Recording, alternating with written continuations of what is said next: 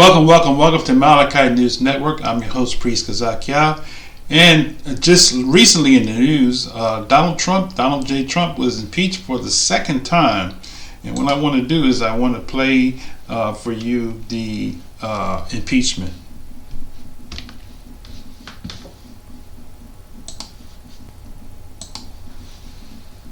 Today, in a bipartisan way, the House demonstrated that no one is above the law, not even the President of the United States. That Donald Trump is a clear and present danger to our country, and that once again, we honored our oath of office to protect and defend the Constitution of the United States. So help us God. And now, I sadly, and with a heart broken over what this means to our country, of a president who would incite insurrection, will sign the engrossment of the article of impeachment.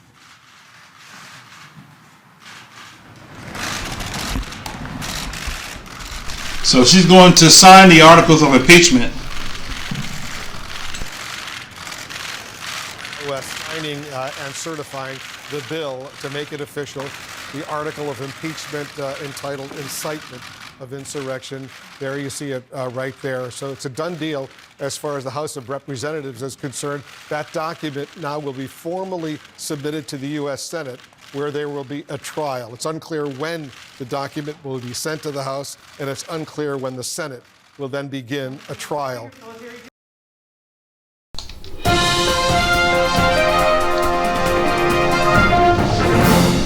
Okay, so we see that now the House has went on and impeached Donald Trump for the second time. Now, what does that mean? That means that he's just been recognized as being impeached in the House. But now the Senate has to convict him. And if the Senate goes on and convicts him, that means that he will not be able to run for office again. Now, I want to play, Donald Trump had a response video to the recent impeachment. So let's check out this here.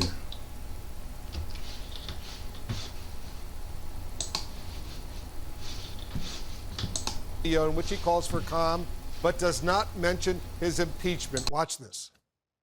My fellow Americans, I want to speak to you tonight about the troubling events of the past week. As I have said, the incursion of the U.S. Capitol struck at the very heart of our republic. It angered and appalled millions of Americans across the political spectrum. I want to be very clear.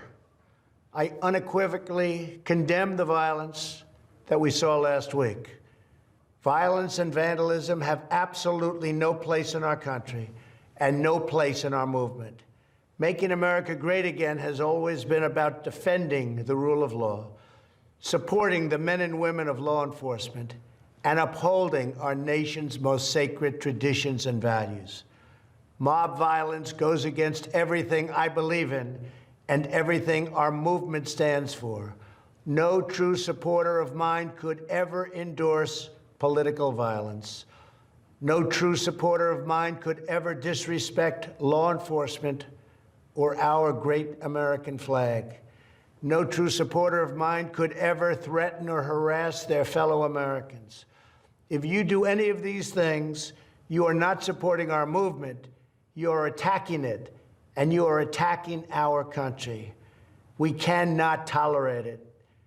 Tragically, over the course of the past year, made so difficult because of COVID-19, we have seen political violence spiral out of control. We have seen too many riots, too many mobs, too many acts of intimidation and destruction. It must stop. Whether you are on the right or on the left, a Democrat or a Republican, there is never a justification for violence. No excuses, no exceptions. America is a nation of laws. Those who engaged in the attacks last week will be brought to justice. Now I am asking everyone who has ever believed in our agenda to be thinking of ways to ease tensions, calm tempers, and help to promote peace in our country. There has been reporting that additional demonstrations are being planned in the coming days, both here in Washington and across the country. I have been briefed by the U.S. Secret Service on the potential threats. Every American deserves to have their voice heard in a respectful and peaceful way. That is your First Amendment right. But I cannot emphasize that there must be no violence, no law-breaking, and no vandalism of any kind. Everyone must follow our laws and obey the instructions of law enforcement. I have directed federal agencies to use all necessary resources to maintain order. In Washington, D.C., we are bringing in thousands of National Guard members to secure the city and ensure that a transition can occur safely and without incident. Like all of you, I was shocked and deeply saddened by the calamity at the Capitol last week. I want to thank the hundreds of millions of incredible American citizens who have responded to this moment with calm, moderation, and grace. We will get through this challenge just like we always do. I also want to say a few words about the unprecedented assault on free speech we have seen in recent days. These are tense and difficult times. The efforts to censor, cancel, and blacklist our fellow citizens are wrong, and they are dangerous. What is needed now is for us to listen to one another, not to silence one another. All of us can choose by our actions to rise above the rancor and find common ground and shared purpose. We must focus on advancing the interests of the whole nation, delivering the miracle vaccines, defeating the pandemic, rebuilding the economy, protecting our national security, and upholding the rule of law.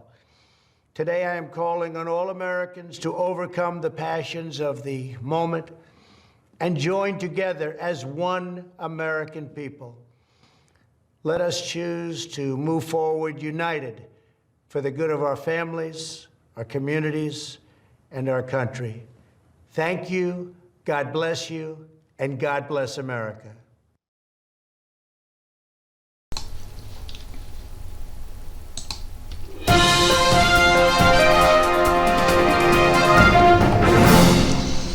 So that's all we have for today. So I just wanted you to see Donald Trump's response to the impeachment.